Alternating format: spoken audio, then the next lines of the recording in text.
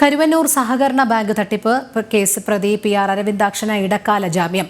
മകളുടെ വിവാഹത്തിൽ പങ്കെടുക്കാനായി 10 ദിവസത്തേക്കാണ് ജാമ്യം. ഉപാധികളോടെയാണ് ഹൈക്കോടതി ഇടക്കാല ജാമ്യം നൽകിയത്. രേഷ്മ ബാബു ചേരുന്നു. രേഷ്മ, വിവരങ്ങൾ.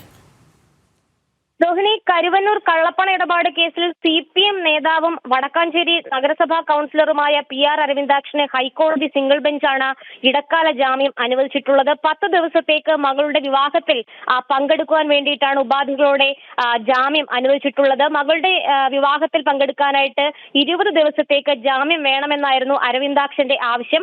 പക്ഷേ ഉപാധികളോടുകൂടി 10 ദിവസം അനുവദിക്കുന്നതിൽ എതിർപ്പില്ലെന്ന് എൻഫോഴ്സ്മെന്റ് ഡയറക്ടറേറ്റ് വ്യക്തമാക്കിയ ഒരു പശ്ചാത്തലത്തിലാണ് ഇടക്കാല ജാമ്യം ഹൈക്കോടതി അനുവദിച്ചിരിക്കുന്നത്.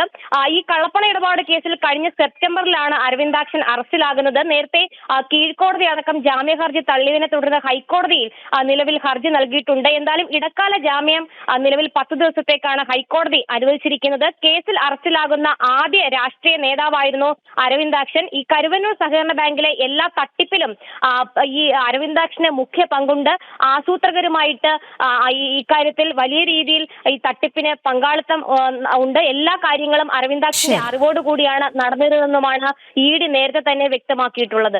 ശരി രേഷ്മ. കരുവന്നൂർ സഹകരണ ബാങ്ക് തട്ടിപ്പ് കേസ് പ്രതി PR അരവിന്ദാക്ഷന് ഇടക്കാല ജാമ്യം. മകളുടെ വിവാഹത്തിൽ പങ്കെടുക്കാനായി 10 ദിവസത്തേക്കാണ് ജാമ്യം. ഉപാധികളോടെയാണ് ഹൈക്കോടതി ഇടക്കാല ജാമ്യം നൽകിയത്. രേഷ്മ ബാബുവാണ് വിവരങ്ങൾ നൽകിയത്.